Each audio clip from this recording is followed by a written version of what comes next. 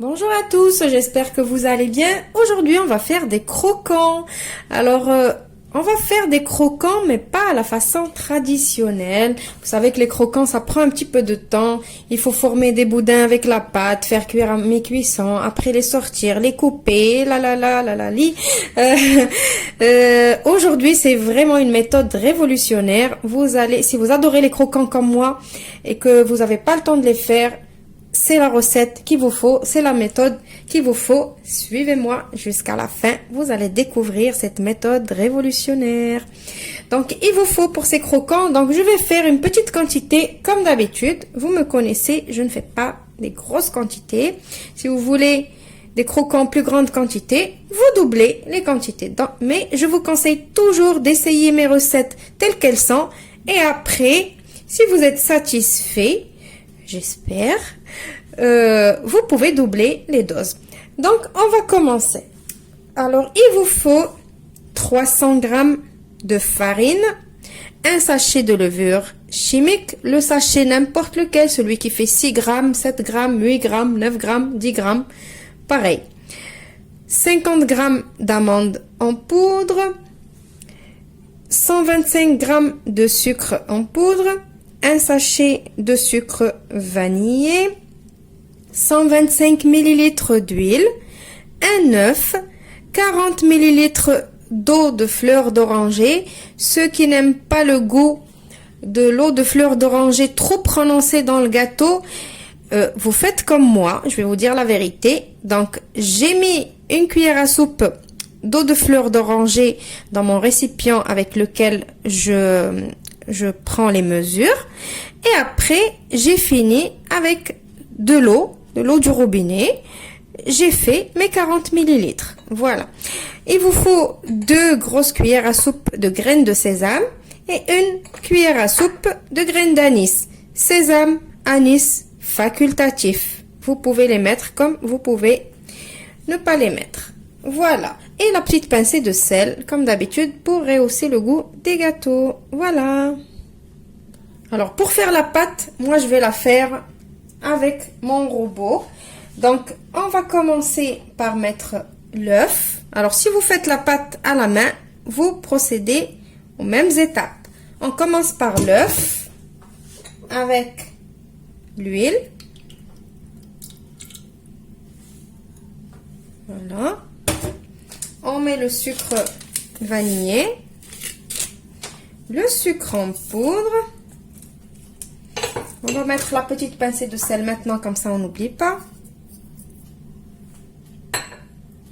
Je rajoute mes graines d'anis. Alors, si vous utilisez les graines d'anis comme moi, comme ça, mettez-les dès le départ. Si vous utilisez les graines plutôt de l'anis en poudre, mettez-les avec la farine. Donc, je les mets maintenant, comme ça, ça va mixer un petit peu. Je rajoute l'eau, avec l'eau de fleur d'oranger ou l'eau de fleur d'oranger tout court, comme vous préférez. Maintenant, je vais aller mixer tout ça. Maintenant que j'ai tout mixé, comme vous voyez, regardez, je vais rajouter mes graines de sésame. Je vais passer à la passoire ma poudre d'amande.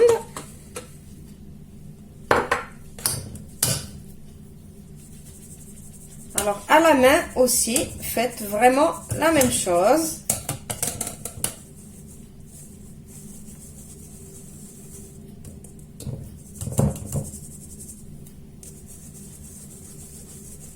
Donc, ce que je fais là, c'est juste pour ne pas avoir de grumeaux.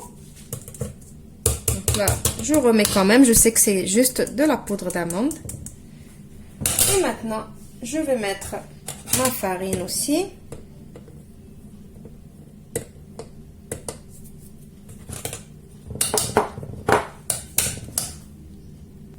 Et on n'oublie pas de mettre notre levure.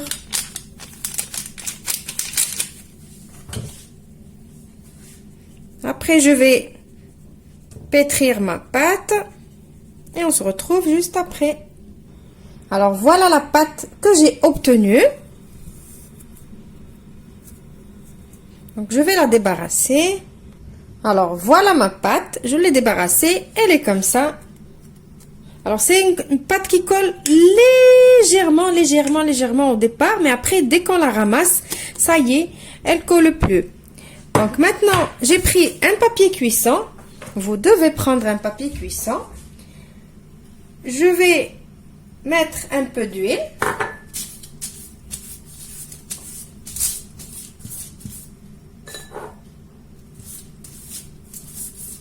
Voilà. Je mets de l'huile sur toute ma feuille. Voilà. Maintenant, je prends ma pâte. Vous voyez, regardez, elle colle un petit peu. C'est normal parce que j'ai pas huilé l'assiette. Donc, je prends ma pâte.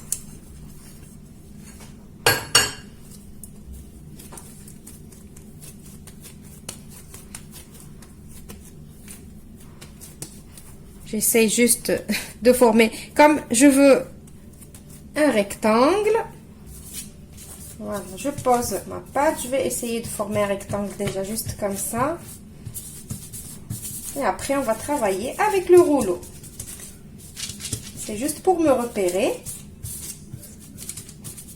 Voilà. Après, je vais huiler mon rouleau aussi. Bon, vous pouvez le faire à la main. Hein. Voilà. Et je vais étaler ma pâte. Alors, ma feuille, elle se barre. Donc, j'étale.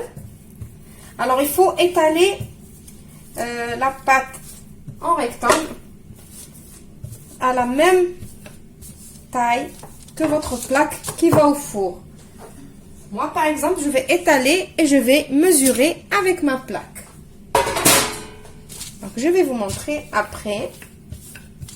Donc là, j'étale. Je sais, grosso modo, que ma feuille de papier cuisson, elle va directement sur ma plaque. Ils ont presque la même taille. Voilà, donc j'ai étalé ma pâte. Maintenant, je vais prendre ça et le mettre sur ma plaque. Voilà, donc j'ai même étalé un peu plus grand que ma plaque. Ou peut-être je vais retourner dans l'autre sens. Voilà, dans l'autre sens. Hop. Voilà, donc maintenant, qu'est-ce qu'on va faire? Aussi, un petit conseil, n'étalez pas trop fin. Si vous aimez les croquants qui soient vraiment plus épais. Mais moi, je les aime pas trop épais. Donc maintenant, je vais prendre ma petite roulette à pizza. Ou même un couteau, si vous n'avez pas la roulette à pizza. Je vais enlever juste les bords pour faire quelque chose de net. Voilà. La pâte, elle n'est pas perdue. Hein. On peut la réutiliser. Hein.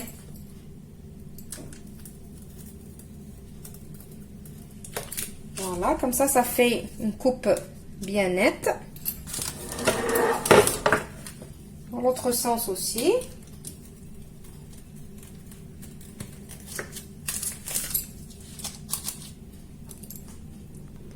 Voilà, maintenant, après que j'ai enlevé tous les bords, je n'ai pas jeté la pâte. Je vais vous montrer qu'est-ce que je vais faire avec.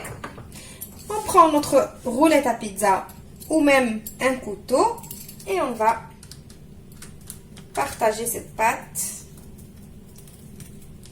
comme ça, environ 2 doigts, 2 cm. Alors bien évidemment, si vous voulez rajouter des amandes, des raisins secs, ce que vous voulez, vous pouvez bien sûr, il n'y a rien qui vous empêche. Moi je vous donne juste des idées. Le goût des croquants. Après, vous allez avoir le goût des croquants, mais un aspect différent. Voilà, on fait ça.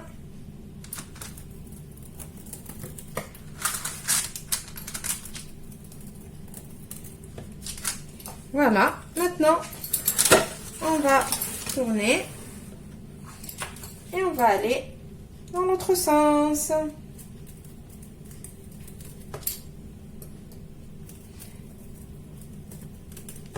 Alors, la dimension, vous faites ce que vous voulez. Vous pouvez faire plus petit, comme vous pouvez faire plus grand. Voilà, j'ai fini de couper. Maintenant, je vais mettre de côté. Et on va passer à façonner l'excédent de pâte qui nous restait tout à l'heure. En attendant que le four il préchauffe à 180 degrés. Donc là, j'ai fait un boudin. Alors là, la feuille de papier cuisson, c'est pas du tout pratique.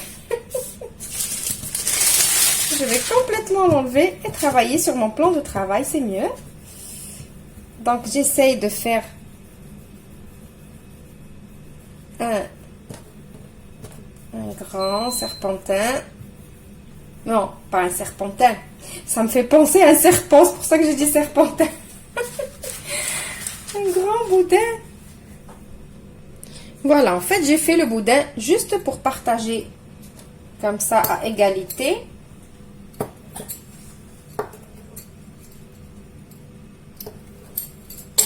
Voilà, et après, je vais faire des petits anneaux.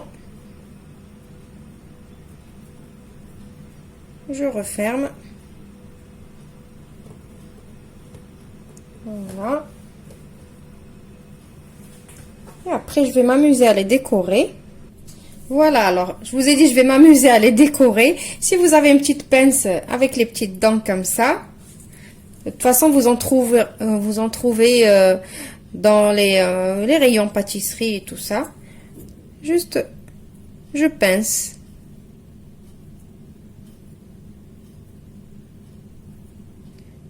Ça donne juste un joli aspect. Ça ne changera rien au goût. Voilà. Maintenant, mon four, il est chaud. Je vais mettre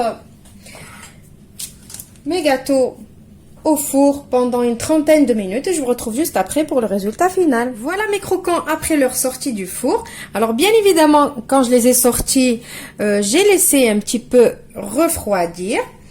Et après, quand ça refroidit, on partage comme ça. Et après, c'est facile. Regardez, je fais juste comme ça. Et voilà.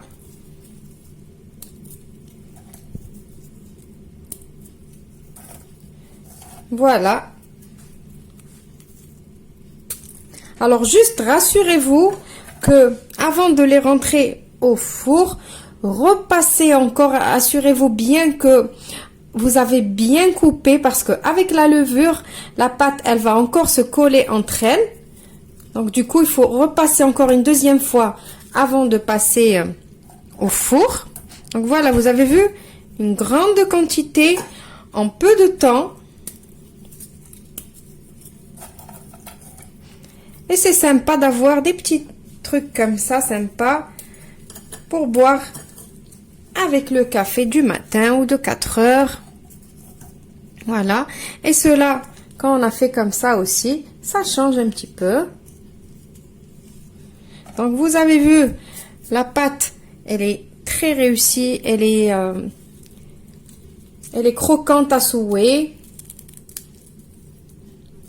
Je vais le goûter, comme ça vous entendez très bien.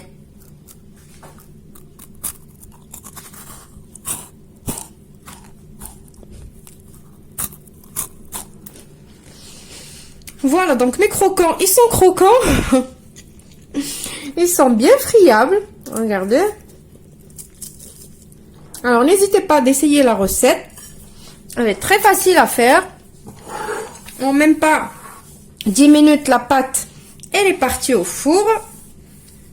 Après le temps de cuisson, et ça y est, en tout peut-être 30 à 40 minutes pour les faire. Voilà, j'espère que la petite recette vous a plu. N'oubliez pas de me laisser vos commentaires, des petits pouces bleus et tout ce qui va avec. Je vous dis à la prochaine recette. Au revoir.